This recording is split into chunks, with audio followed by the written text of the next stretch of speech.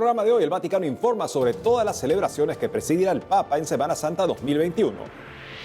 Por otro lado, en Alemania, más de 200 profesores de teología critican no del Vaticano a bendición de uniones gay. Además, en Estados Unidos, congresista Kat Cammack se salvó del aborto y ahora cuenta su historia en EWTN.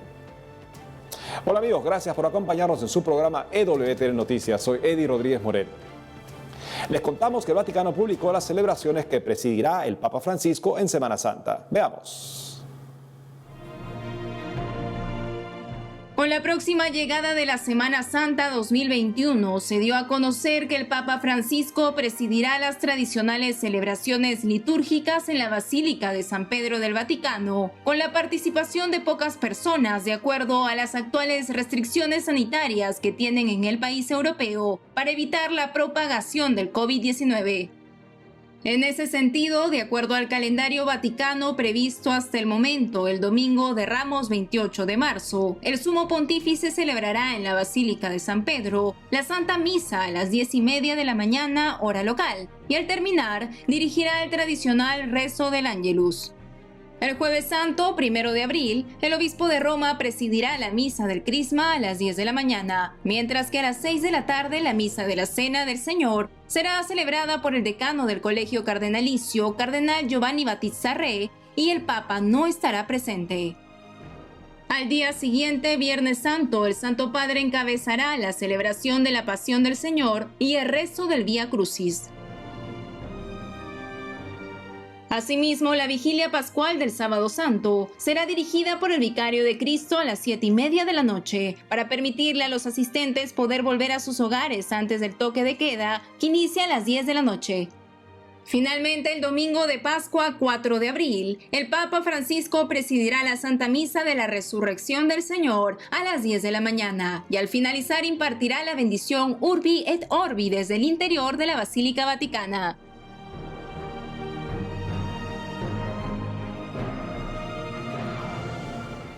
En otras informaciones, alrededor de 200 profesores de teología en Alemania criticaron el no del Vaticano a las bendiciones de parejas del mismo sexo. Veamos. Más de 200 teólogos de habla alemana firmaron una declaración en la que rechazan la prohibición del Vaticano de bendecir uniones homosexuales. El documento fue redactado en la Universidad de Münster y describe la aclaración de la Congregación para la Doctrina de la Fe como carente de profundidad teológica, comprensión hermenéutica y rigor explicativo. Asimismo, los profesionales destacaron que el texto se caracteriza por un gesto paternalista de superioridad y discrimina a las personas homosexuales y sus planes de vida. Al respecto, los profesores alemanes manifestaron que en muchas congregaciones, sacerdotes, diáconos y otros ministros pastorales reconocen a las personas que tienen estas inclinaciones e incluso ofrecen celebraciones de bendición para parejas del mismo sexo, motivo por el cual ellos también acogen estas prácticas de afirmación. Es preciso mencionar que la nota explicativa del Vaticano ha provocado fuertes reacciones en el país alemán, de modo que varios obispos han expresado públicamente su apoyo a la bendición de las uniones del mismo sexo. Entre ellos se encuentra Monseñor George Betzing, presidente de la Conferencia Episcopal Alemana. Ante esta situación, cabe resaltar que en su documento, la Congregación para la Doctrina de la Fe señala que la comunidad cristiana y los pastores están llamados a acoger con respeto y delicadeza a las personas con inclinaciones homosexuales, encontrando así las modalidades más adecuadas, coherentes con la enseñanza eclesial, para anunciarles el Evangelio en su plenitud.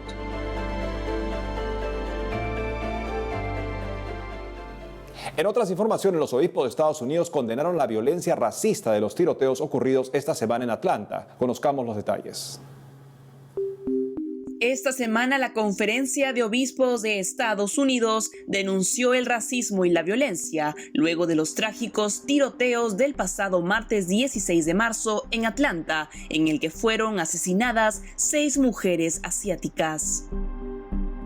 En una declaración firmada por el presidente del Subcomité de Asuntos de Asia y las Islas del Pacífico del Episcopado, Monseñor Óscar Solís, el prelado lamentó tener que escuchar nuevamente sobre otro tiroteo masivo y renovó su preocupación en torno a la hostilidad contra las personas de ascendencia asiática. De igual manera, aseguró que como obispos del país denuncian cualquier tipo de odio y violencia, especialmente por motivos de raza, etnia o sexo. Además, extendió sus oraciones por las familias y amigos de los fallecidos y por sus comunidades que pueden sentirse inseguras y vulnerables en este momento.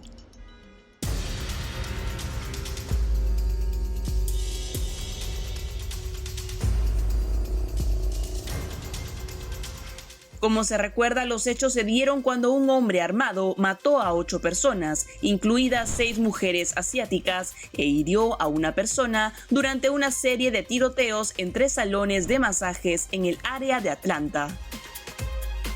Cabe mencionar que el sospechoso Robert Long, de 21 años, aún no ha sido acusado de un crimen de odio. Sin embargo, dado que las mujeres de ascendencia asiática representan las 3/4 partes de las víctimas de los disparos, los asesinatos provocaron conversaciones sobre la discriminación contra este grupo en particular en los Estados Unidos, especialmente durante la pandemia.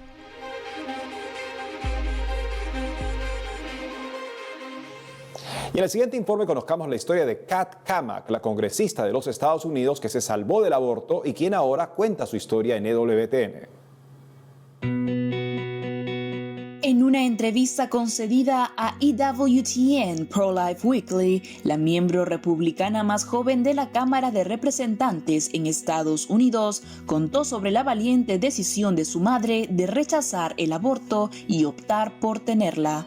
Durante su testimonio, Kat contó que cuando su mamá tenía 27 años y estaba embarazada de su hermana, tuvo un derrame cerebral que la dejó con algunas secuelas, por las cuales no podría volver a tener hijos. Años más tarde, mi madre se enteró de que sí, estaba embarazada de mí, pero los doctores le dijeron que no iba a sobrevivir el embarazo y que tenía que abortar. Sin embargo, la madre de la congresista eligió la vida a pesar de todas las advertencias, una decisión que cobraría sentido cuando dio a luz a Kat. Fue un parto perfectamente normal, sin complicaciones. Más adelante, Cammack habló sobre su postura provida, la cual se formó a partir de su propia historia. Asimismo, criticó la posición hipócrita del gobierno respecto a este tema. Cabe resaltar que Kat Cammack es una de las 18 nuevas mujeres miembros de la Cámara de Representantes de los Estados Unidos que se identifican como provida. Nos vamos de inmediato hasta México con nuestro corresponsal Diego López Colín, que nos informará sobre la congregación de los Legionarios de Cristo que dio un paso más hacia una cultura de cero abusos. Adelante, Diego. Hola amigos, los saludo desde la Ciudad de México. En esta ocasión para comentarles que la congregación de los Legionarios de Cristo dio un paso más en contra de la cultura del abuso y del cero encubrimiento. Como parte del proceso que recorre la orden religiosa para llegar a la verdad, la justicia y sanación con las víctimas de abuso sexual por parte de sus miembros, recientemente publicó un informe titulado Verdad, Justicia y Sanación, que recoge los pasos dados en atención a víctimas, desarrollo de ambientes seguros y por primera vez lista de los nombres de los sacerdotes acusados. Además, en este documento se reconoce y revela que desde su fundación hasta la fecha, 170 menores de 18 años fueron abusados por 27 miembros de la orden, de los cuales 3 fallecieron sin ser juzgados, 2 más fueron condenados en fuero penal y el resto está en proceso. Cabe destacar que de 17 acusaciones de abuso sexual se registraron en México, 8 en Estados Unidos, 6 en España, 4 en Brasil, 2 en Italia, 2 en Chile y las otras 2 en la región andina de Colombia y Venezuela. Respecto al tema de la reparación de daño, los legionarios resaltaron que durante este último año comenzó un proceso de ayudas económicas y terapéuticas con al menos 50 víctimas y aseguran que buscan resarcir el daño con las otras 120. Aunque reconocieron que aún queda un largo camino por recorrer, los legionarios se comprometieron a publicar anualmente este informe con datos actualizados y además examinar posibles conductas de encubrimiento. En otra noticia les comento que se llevó a cabo la Semana por la Vida en torno a la fiesta de la Anunciación, fecha en que la Iglesia celebra la dignidad de las personas en todas sus etapas. En este contexto, la Pastoral de Vida del Episcopado Mexicano aprovechó para mandar un mensaje de esperanza a todos los cristianos para vivir con alegría a pesar de los obstáculos que se presentan, como la pandemia y la violencia constante. Asimismo, los obispos mexicanos aprovecharon esta fecha para nuevamente hacer un llamado a los poderes de gobierno por las crecientes amenazas a la vida y a la dignidad de la persona, impulsadas a través de propuestas de ley a favor del aborto, a favor del uso de drogas, la promoción de ideologías que atentan contra la verdad de la sexualidad, confundiendo a los niños, adolescentes, jóvenes y padres de familia, y ahora queriendo callar la voz de la Iglesia. Durante esta semana se llevaron a cabo, tanto de forma presencial como virtual, talleres y cursos de formación y concientización para que los cristianos aprendan a amar la vida y a protegerla. Y ya para finalizar les comento que de cara al próximo proceso electoral que se avecina en el país, la Iglesia Católica recordó a los políticos la necesidad del bien común y la reconciliación nacional. Frente a servidores públicos y líderes empresariales, Monseñor Alfonso Miranda, secretario general del Episcopado Mexicano, externó su preocupación por la polarización que vive la nación mexicana, fragmentada progresivamente, según el obispo, por intereses políticos, económicos e ideológicos. Por lo anterior, exhortó a la clase política del país a levantar la mirada al cielo y encontrar mediante la cultura del encuentro una vía de reconciliación que permita tender puentes y caminar juntos hacia la paz, la justicia y el bienestar social. En ese sentido, Miranda Guardiola señaló que la vocación a la política no puede reducirse a una afiliación partidista o a sostener un postulado ideológico en una tribuna. Más bien, apuntó que la política implica una vocación de servicio, el cual solo se presenta si se tiene la disposición de escuchar, de dialogar, sin descalificar y de ser creativos en la construcción de consensos y de acuerdos. Amigos, esta es toda la información que tengo desde Ciudad de México. Les mando a todos un fuerte abrazo hasta el estudio. Reportó para el WTN Noticias, Diego López. Gracias, Diego. En otras informaciones les contamos que los obispos ecuatorianos agradecieron al Papa por elegir a Quito como sede del Congreso Eucarístico Internacional 2024. Veamos. Los obispos ecuatorianos agradecieron al Papa Francisco por haber elegido a Quito como sede del Congreso Eucarístico Internacional 2024, con motivo del 150 aniversario de la consagración del país al Sagrado Corazón de Jesús. A través de un comunicado, los prelados indicaron que dan gracias a Dios por esta elección que nace del amor que el Santo Padre tiene al Ecuador, primera nación latinoamericana que eligió visitar en el año 2015. En esa línea dieron a conocer que la iglesia local determinará las fases de la preparación pastoral del evento por medio de encuentros eucarísticos nacionales y diocesanos y mediante otras iniciativas a nivel de las parroquias y de movimientos apostólicos.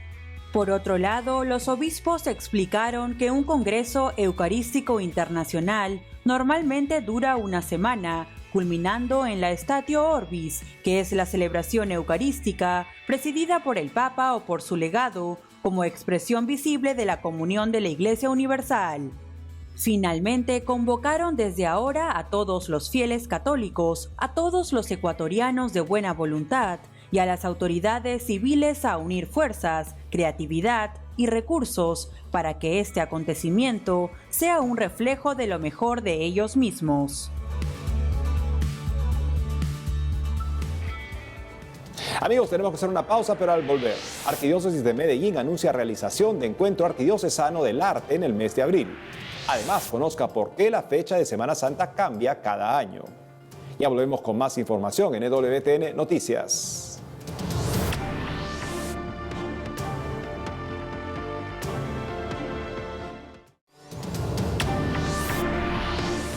Bienvenidos nuevamente al programa.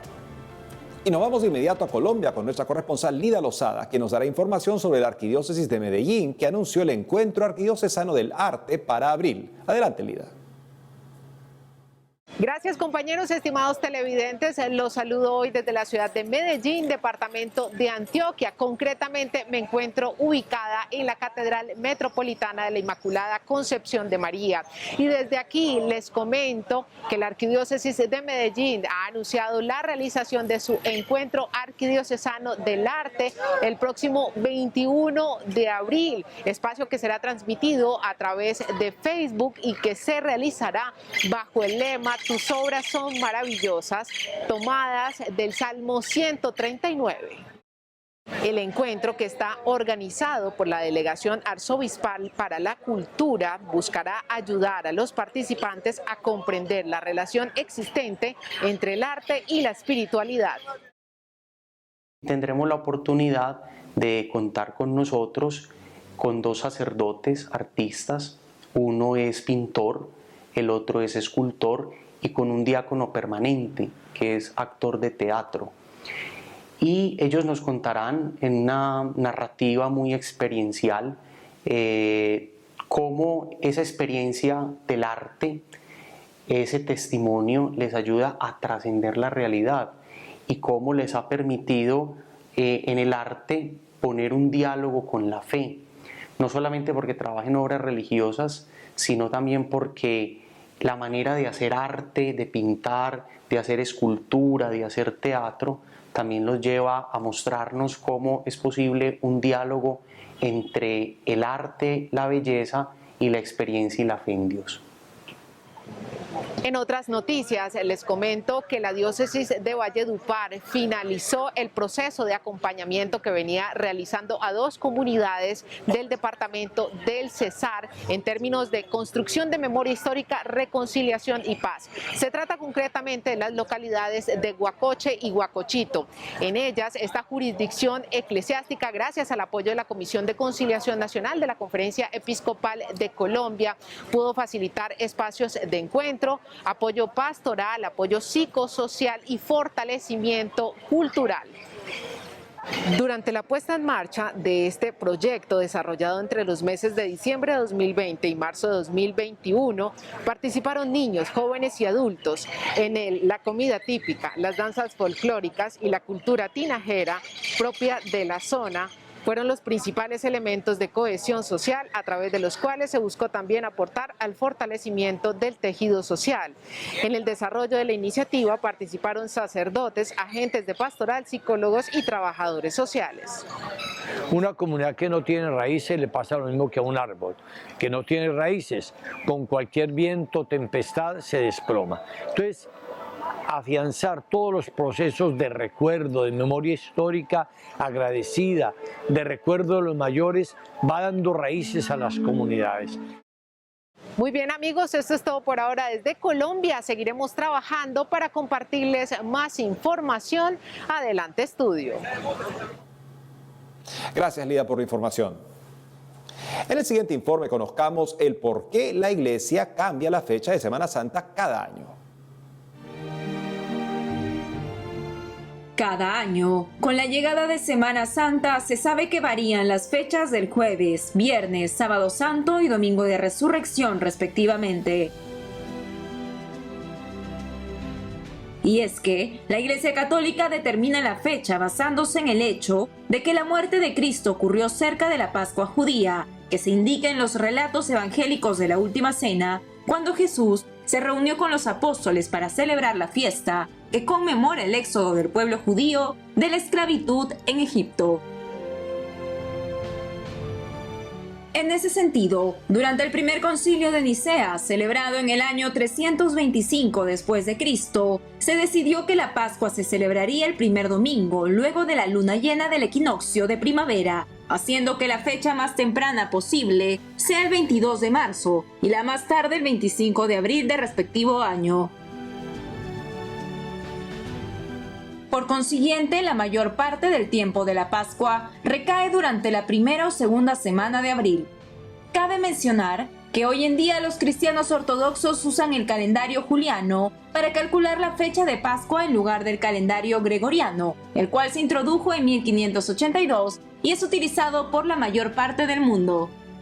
En ese contexto, es importante resaltar que debido a que el calendario juliano calcula un año un poco más largo, actualmente este se encuentra 13 días por detrás del gregoriano.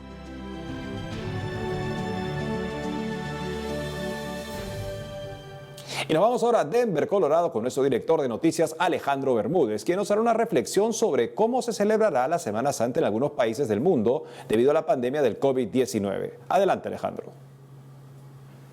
Gracias por estar nuevamente con nosotros, amigos de EWTN Noticias. Como ustedes han visto a través de toda la información que estamos dando recientemente, la Iglesia Católica va a celebrar una Pascua y un Tríduo Pascual bastante incierto. En algunos lugares como Escocia, por ejemplo, la Iglesia Católica, en unión con otras denominaciones, ha logrado que las iglesias, gracias a una decisión judicial, que las iglesias se abran para este Tríduo Pascual. Pero en otros lugares, por ejemplo, como en Filipinas, el presidente Duterte ha amenazado con que va a cerrar las iglesias con el ejército permanentemente si es que los fieles celebran el Tríduo Pascual en los templos.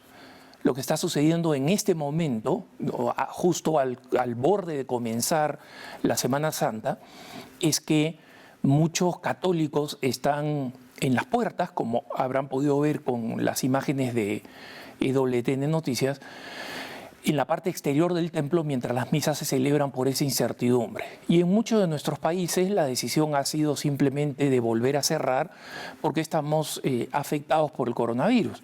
Y no estamos afectados por el coronavirus por culpa o responsabilidad de los líderes religiosos. En general, nuestros obispos han sido extremadamente colaboradores de las políticas para tratar de impedir la propagación del COVID. Pero el COVID se ha propagado en la gran mayoría de los casos por la gran incompetencia de nuestros gobiernos. Y somos los católicos los que estamos pagando el precio de una nueva Pascua completamente incierta.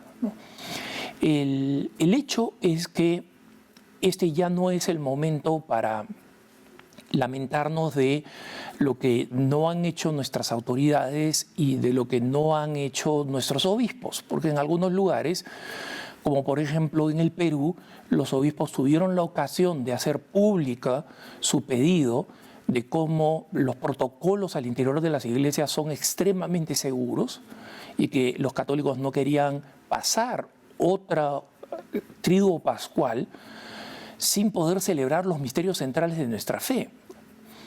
Y esto es importante porque ahora nos pone en el dilema, una vez que estamos nosotros como católicos individualmente en nuestras familias, impedidos de poder celebrar o poder celebrar a plenitud en la mayoría de nuestros países, ¿qué es lo que nosotros podemos hacer para enriquecernos a pesar de esas difíciles circunstancias? Una de las formas que nosotros podemos hacer es asegurarnos que en nuestra mente y en nuestro corazón, esta Semana Santa que comienza próximamente, no sea una Semana Santa donde nosotros, porque estamos en casa, dejemos de participar del espíritu que la Iglesia quiere que tengamos durante la Semana Santa. Por supuesto, es muy difícil vivirlo sin el ciclo litúrgico que es tan hermoso, sin los eventos propios de la Cena del Señor el jueves, de la adoración de la cruz el viernes, de la celebración de la Vigilia Pascual el sábado, de la celebración de la Pascua el domingo. Pero la Iglesia, con este ciclo litúrgico, nos marca la actitud interior, la actitud espiritual que debemos tener. No solamente las actividades externas. Asegurémonos de que no realizamos solamente las actividades externas y si en este caso no podemos realizarlas, creemos en nuestros hogares, en nuestras familias, en nuestra vida personal, para aquellos que no viven en familia o para aquellos que viven la fe pero no tienen un entorno familiar conducente a poder vivir la fe. Busquemos poder vivir con profundidad este Tríduo Pascual participar de la pasión, muerte y resurrección del Señor con una espiritualidad intensa. En internet, en la página de Así Prensa, por ejemplo, no solamente, o la página de EWTN en español, ustedes van a poder encontrar abundante material, oraciones, eventos en vivo, que van a permitir que allí donde no podemos todavía celebrar estos misterios en comunidad y de manera real, presencial, por lo menos nos aseguremos que esta no es una ocasión que aproveche el demonio para arrebatarnos estos misterios centrales de nuestra fe. Los dejo, como siempre, en compañía de la mejor información, EWTN Noticias. Gracias, Alejandro. Y antes de finalizar, les contamos que el Coro Internacional de Niños Acólitos lanzó el videoclip Cantar a la Vida, en el que menores de toda Latinoamérica unieron sus voces para promover la defensa de la vida humana y de la familia natural. Veamos un poco de este video.